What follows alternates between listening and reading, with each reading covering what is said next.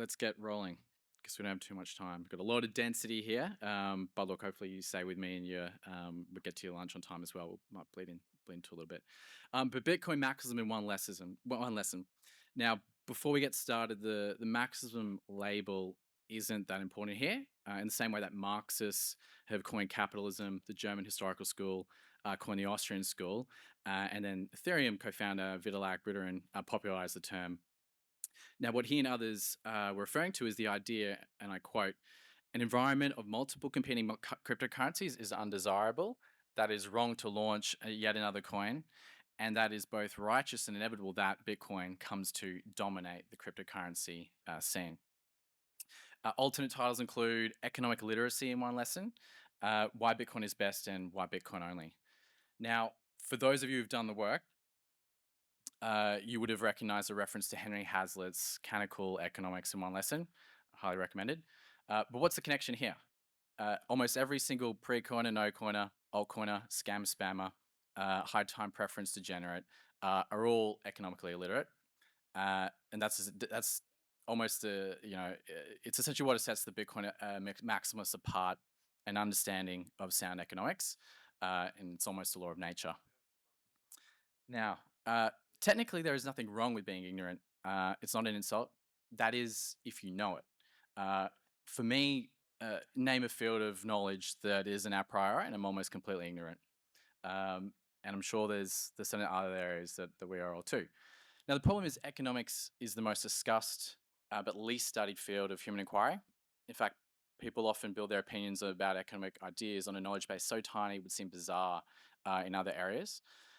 Almost everyone discussing and debating economic problems that carry profound economic implications for society, they feel that when they do that, they've obviously because it's grounded in human action. The reason why that is because it's grounded in human action.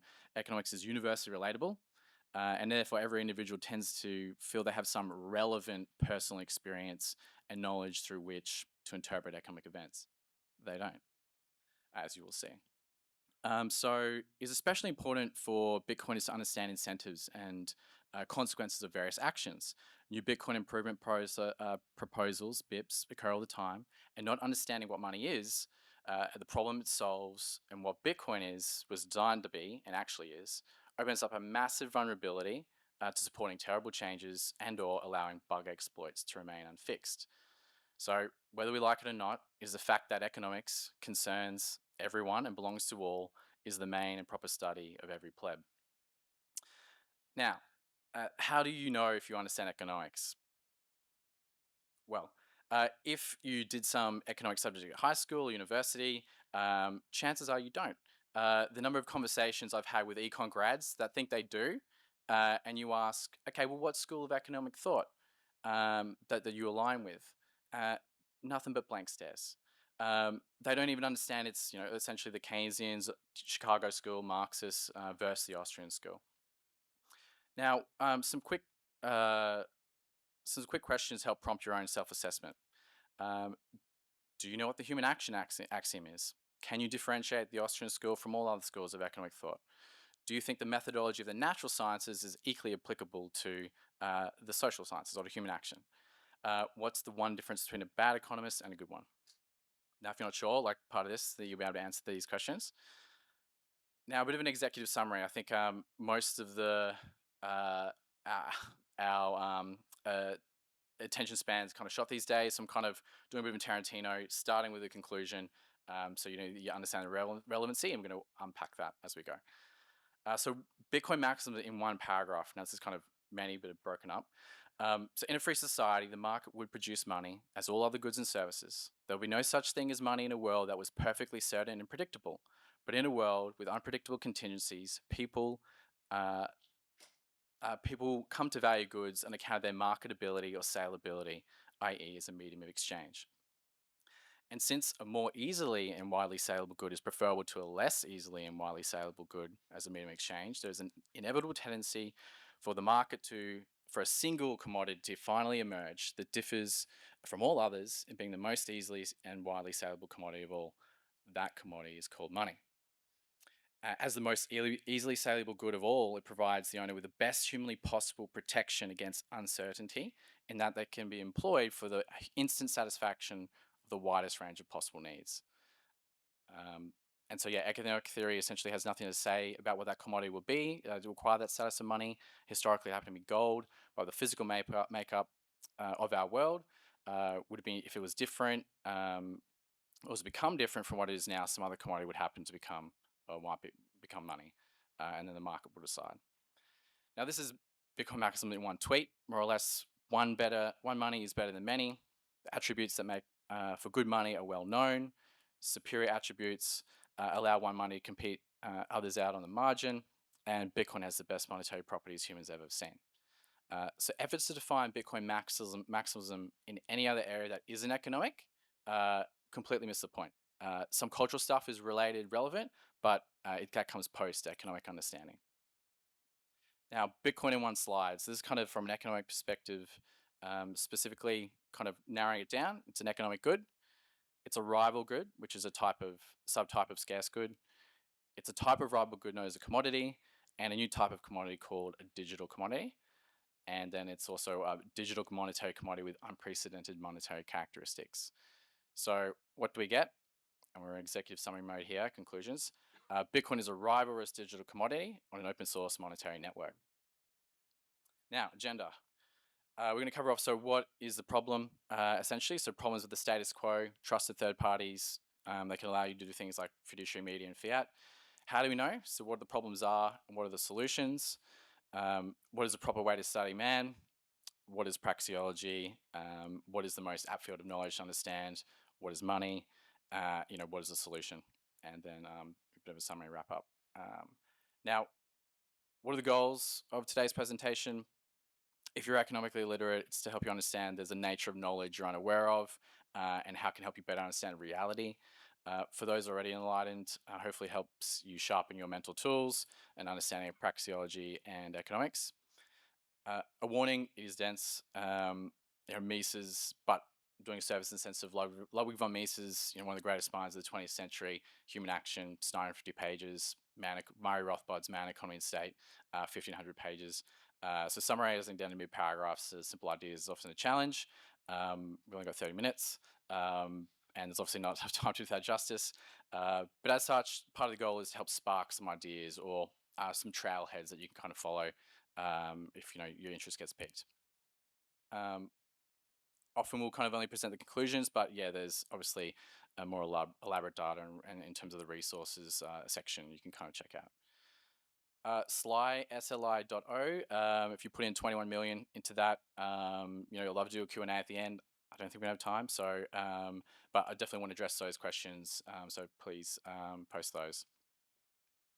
Now, what is the problem? I don't think there's much point spending too much time elaborating on the current problems. You're all here because you realize something very wrong with the status quo. There's nothing justifiable about it. But what I want to highlight is the key problems.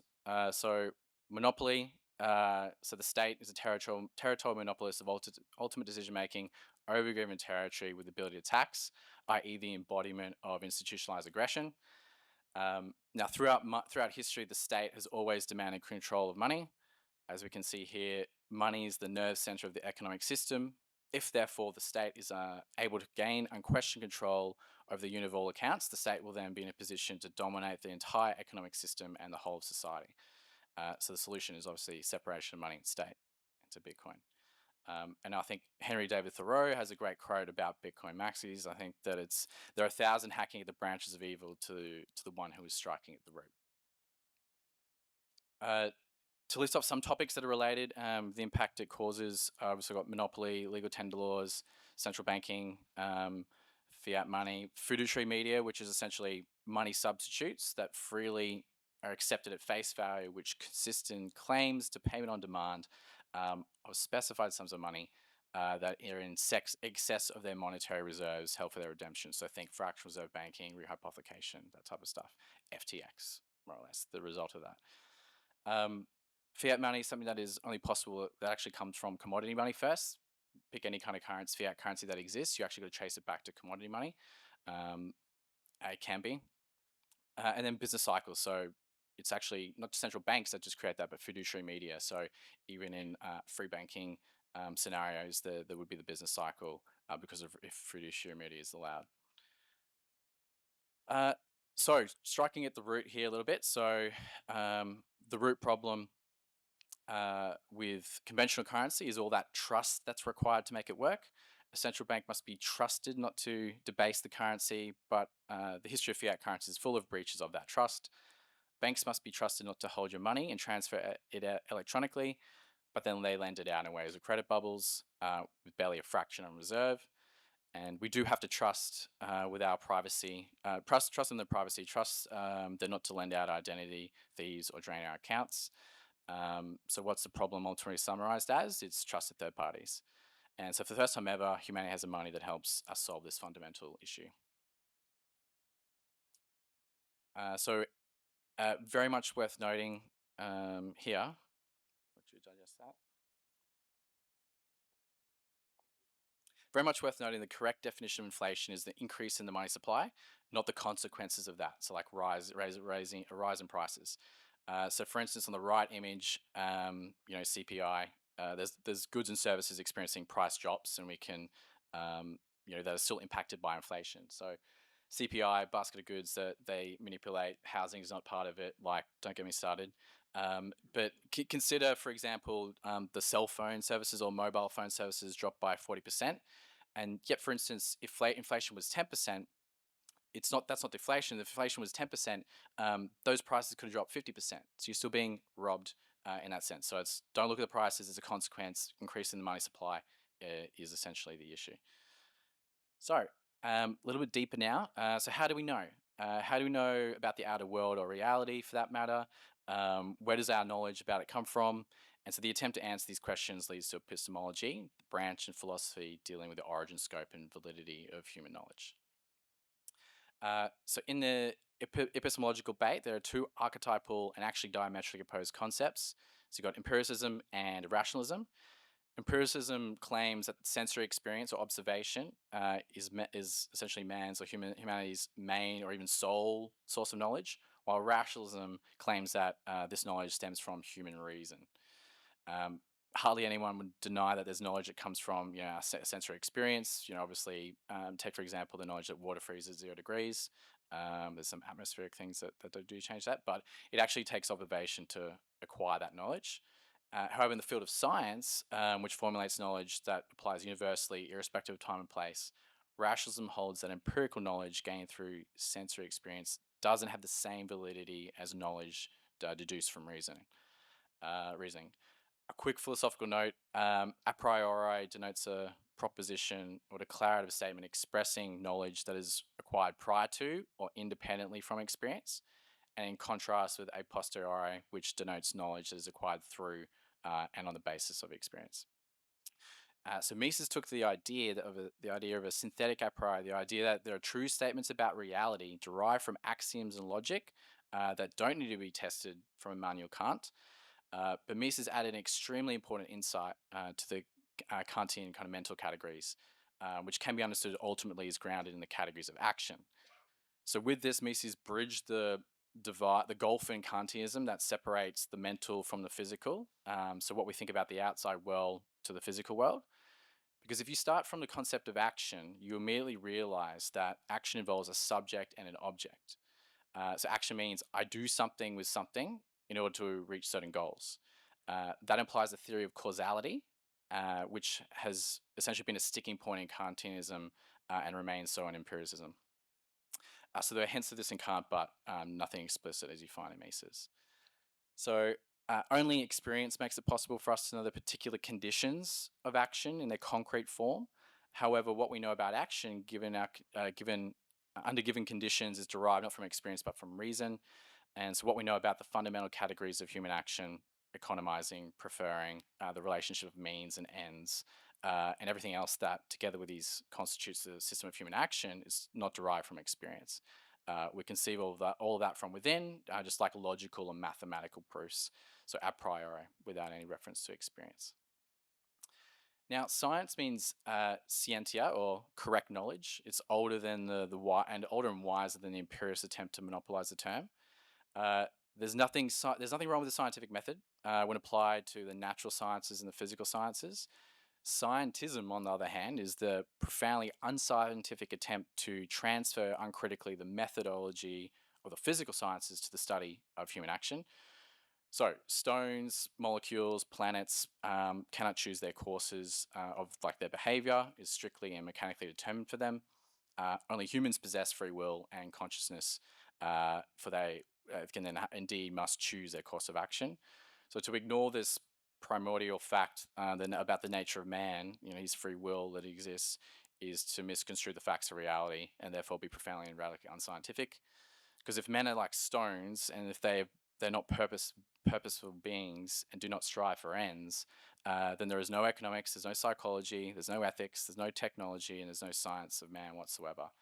Um, so summarize, what's this divide called? It's called methodological dualism. One example that Mises likes to give in his previously in his classes was there's two obviously fundamental ways of approaching human behavior by looking at central station and essentially the behavior through rush hour.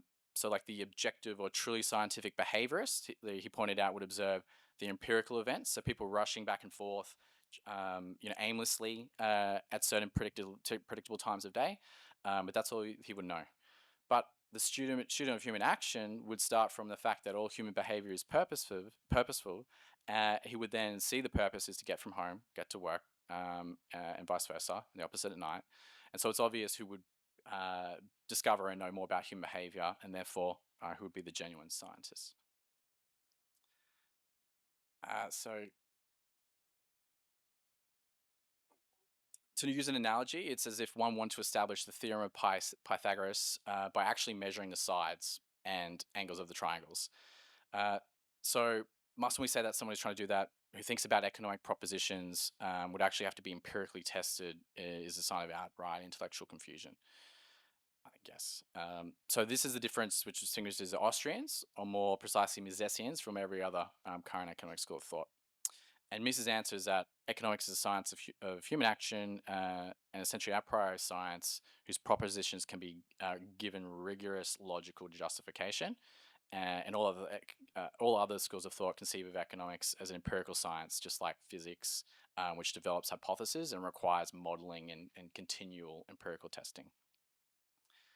Now, to ram home this point about methodological dualism, which are the EIs, emotionally intelligent, intelligent, and then economically illiterate, reject, is that essentially a human being considered as an acting person is a subject and not any kind of physical object. An acting person is not just a body, not like an empirical object like a kidney or a stone or a kidney stone. It's a subject as contrasted with a physical object is not measurable or claimable as property at all. As a subject, like myself, the concept of a self, it's intangible like an idea, and ideas are not scarce objects and therefore cannot be properly owned. The acting person has a physically observable aspect, but is not reducible to physical substance. We are subjects and objects by nature. We literally embody methodological dualism. Now, what is the most apt field of knowledge to understand Bitcoin? Bitcoin was designed to be money. Now, what field obviously covers that? Praxeology, the logic and science of human action, and specifically the best developed branch, economics. Now, no one's claiming it's the sole realm, just the most apt one. Now, why is it the most apt? I think because it's money, being the most common medium of exchange, most salable good in society. It's a result of human action. We've seen that requires a completely different methodological approach to the natural sciences. Now, naturally, there's a litany of fields of knowledge and advancements that can also need to be understood to grok Bitcoin. Understanding economics alone doesn't immediately get one to understand Bitcoin without having done the proof of work in understanding what it is comprised of in other areas. All are important to understand Bitcoin, and you obviously need to work with cryptography, coding. But without that economic understanding element, Wiz hit on it on the main stage before. That special source of understanding that is essentially what gives that Bitcoin value. So you can kind of isolate all this other stuff. We wouldn't be here if it wasn't being money. And essentially, yeah, that's sound money properties. So understanding that, protecting those sound money properties is important, and there's nothing ultimately keeping it from losing the certain qualities of money if we don't keep that insured. Now, what is praxeology? Tim wakes up on a Monday morning. He needs to get to work. Getting to work is his end.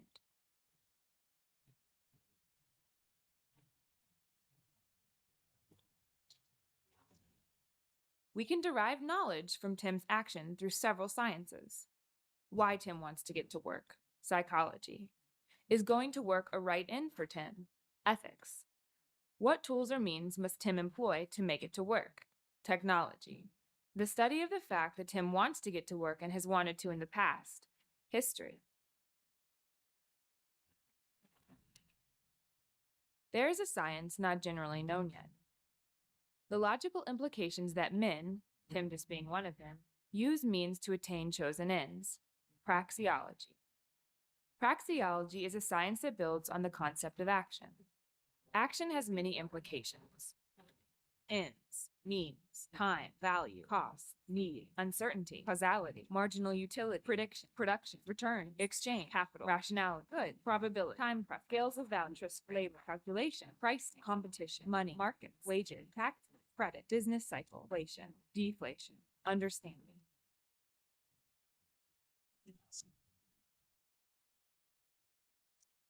So thank you to Prax Girl there. Awesome series on YouTube, so definitely check it out. Now, Mesa said that was the only true science since ancient times. So everything else has had some precedent, even in the ancient world. But this is a totally new field of knowledge, and people don't know how to, what to make of it, or even how to mentally recognize what it is. So it cannot be overemphasized what a radical development it is to say that there is definite knowledge about humanity that is not part of ethical or ought sciences, and is also not merely contingent or conventional in nature. It's like the natural physical sciences. People just can't wrap their heads around it this easily because they intuitively assume their free choice automatically removes all structural constrictions, which it doesn't. So the axiomatic method, not going to necessarily go through all this, but in a snapshot, it's essentially we begin with the primary axioms. We know that men, humanity's causal agents, and that these ideas were adopted by free will through their actions. We therefore begin by knowing the abstract axioms, and we can then build upon them by logical deduction, introducing a few other subsidiary axioms to limit the range of scope to the concrete applications we care about. And the proper theoretical methodology in human affairs is then this method, the axiomatic deductive method. The laws deduced from this method are more, not less, firmly grounded than the laws of physics. For since the ultimate causes are known directly as true, these consequences are also true. Here's a helpful diagram to kind of summarize using a simple tree metaphor. So the root of praxeology can be derived using the analysis of actions of isolated individual, and the concept of action as first implications, got that down the bottom. The trunk comprises the analysis of interaction with classes of communication, communicative acts, so embroidering, claiming, consenting, and accounts in the essentially built on first appropriation principle and the possibility of consensual transfer of property titles. These concepts are logically prior to that branching that you see. So you've got economic theory on the left and legal theory on the right, because both those branches logically presuppose some account of the root and trunk foundations, even if that's unacknowledged. And then the transition from branching may be identified with the move from universal features of all action or interaction to axiomatic deductions that are more or less narrowly specified with increasing factual or contextual assumptions that assure the relevance of the analysis to what's being under consideration. So then you get to the complex issues, which hopefully have both at the top. Now, praxeology is based. It's descriptive, not prescriptive. Some other methodological concepts come into play. So methodological individualism, that praxeology deals with the actions of individual men. Methodological singulism, so it's value-free. So the content is not important. It's the logical structure. And yeah, we can kind of, I think, point out here that the legal theory and economics is whether, yeah, definitely whether it's is based, and it essentially informs the ethics or ought. Um, Now, yeah, like, okay, look at thymology here. That section, what is thymology? So, no particular relation to praxeology and economics. It's kind of the psychological component. So, it's why the very act of valuing is a thymological phenomenon. So, it doesn't care about why man chooses. It's just the fact that he does.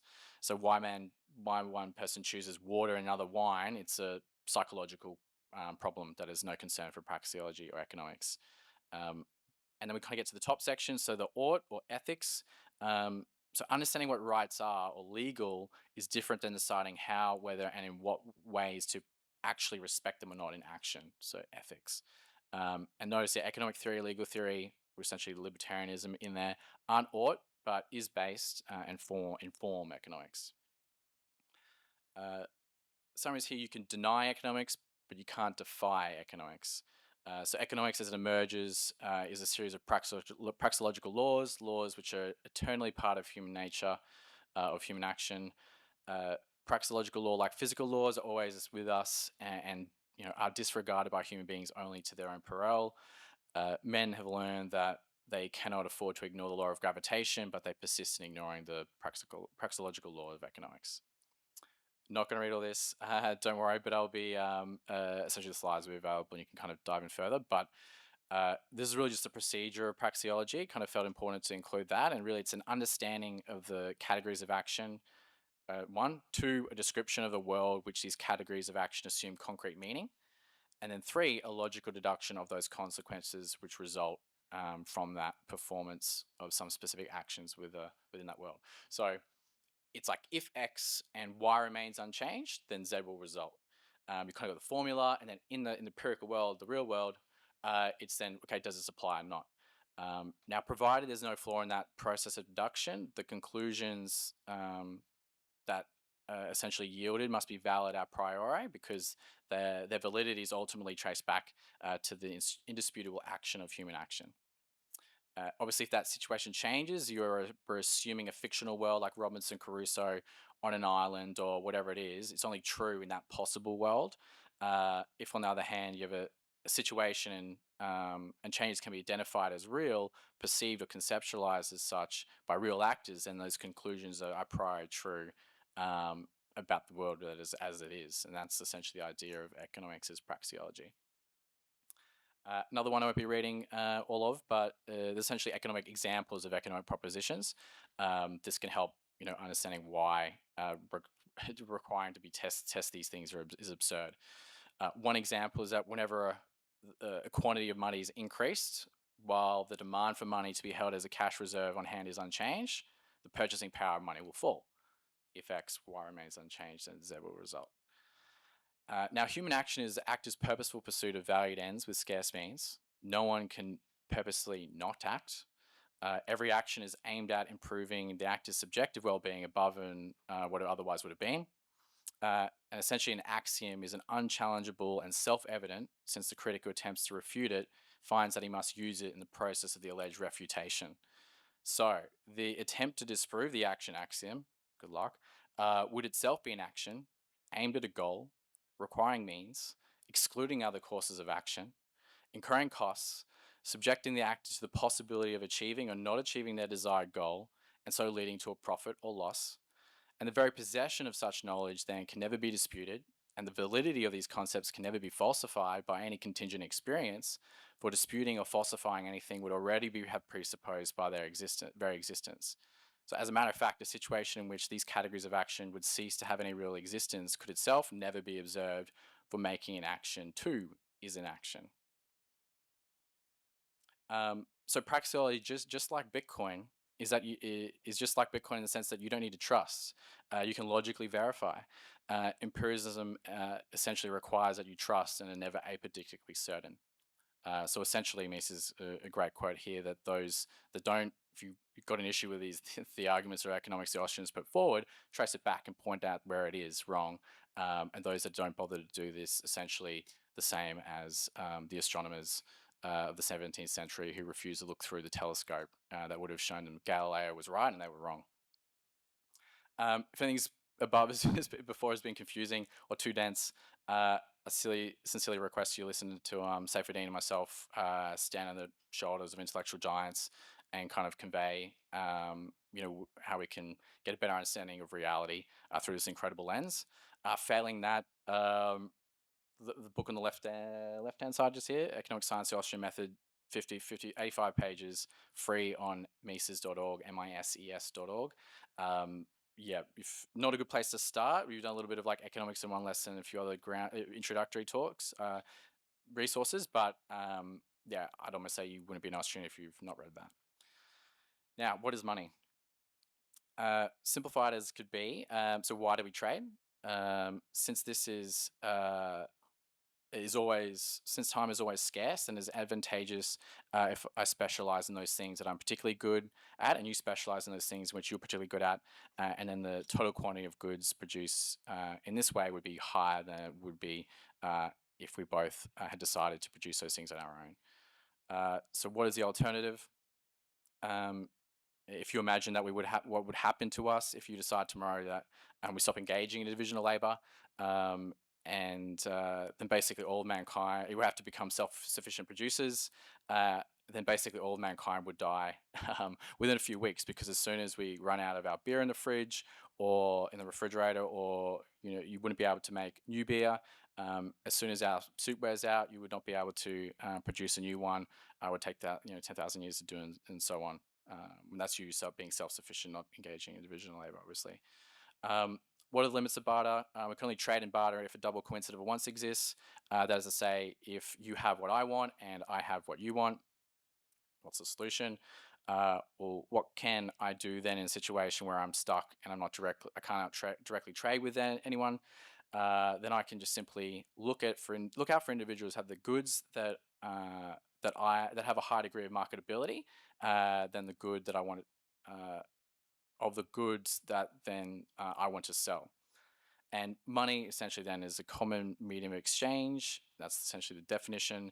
And the characteristic of that medium of exchange would be the most saleable goods and most widely accepted of all goods.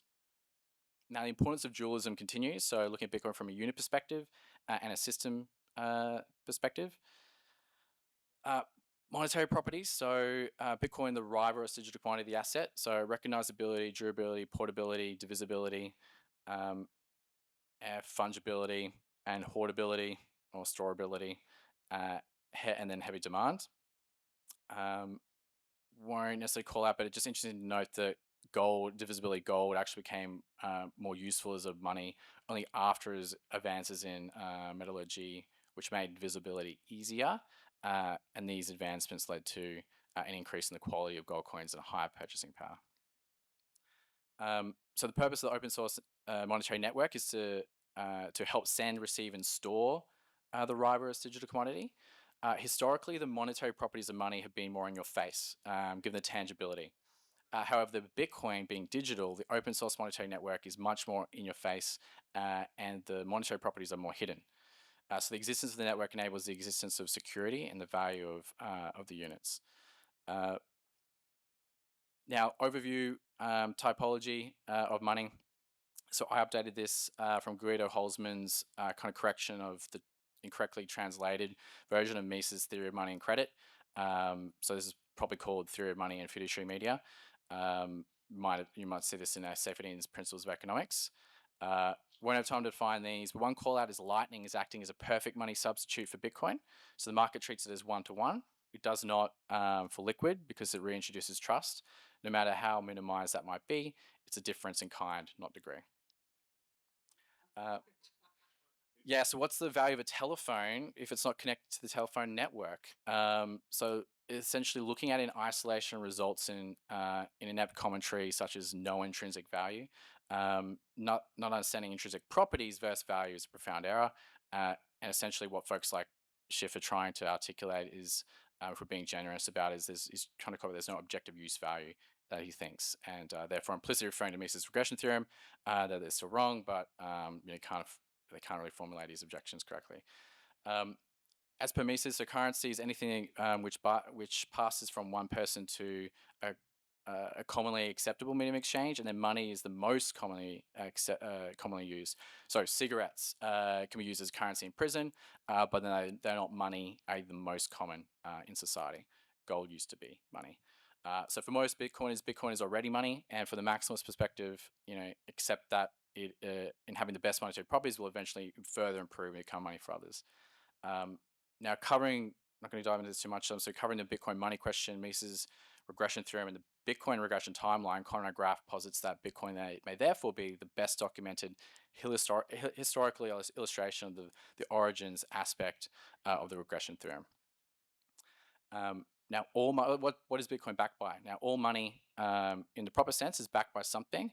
Bitcoin does it in a new way that is far superior, which is distributed cryptographic confirmation of the Bitcoin time chain. Going to skip through a few slides because I know we're already over. Nailing on this, so the notion of competition between monies is essentially contradiction in itself. Strictly speaking, a monetary system with rival monies or freely fluctuating exchange rates is still a system of partial barter and riddled with the problem of requiring double coincidence of wants in order for some of the exchanges to take place. So competitive monies are not the outcome of free market actions. But yeah, we'll kind of go back into that. What is Bitcoin? You're referring to the white paper. It's not file storage. I'll save that rant for later. Satoshi essentially, like until now, like it's a scarce commodity as well, and agreeing with that. And that's the one takeaway. So one important truth about money is essentially it's a commodity. It's not an abstract unit of account. It's not divorceable for a concrete good. It's not a useless token only good for exchanging. It's not a claim in society. It's not a guarantee for a fixed price level. It's simply a commodity. If you want to know about more clearing up some misconceptions, definitely what Bitcoin is not, then Livera's podcast is there. Summarizing, it's the foundations, the axiomatic deductive foundations, what constitutes the best monetary properties, and that the market tends towards one mode of exchange. So Bitcoin Maxi it's the economic understanding of our prior knowledge, that praxeology that essentially gives us that foundation. Altcoin is an attempt to act as if they push our alternatives and act as if 1 + 1 = 3, and the Maxism really just going, well, it's 2. 1 + 1 is 2, and get called toxic as a result. Are we toxic? No, we're passionately principled. Part of that is just being so sure as acceptance of reality. Resources, wrapping up here. You've got a whole bunch here. Call to action, Mises Institute, free books, pretty audio books. Read anything and everything by Conrad Graf and the Satoshi Nakamoto Institute. Can find some of my things up there on the screen. Talked about BISC last year here. Non-KYC stacking sats, do that. No time for this. But yeah, I'll play you out with summary being, so hit me up with questions on the Slido. I'll check them out and respond to them there. But bring it home of why there is no second best.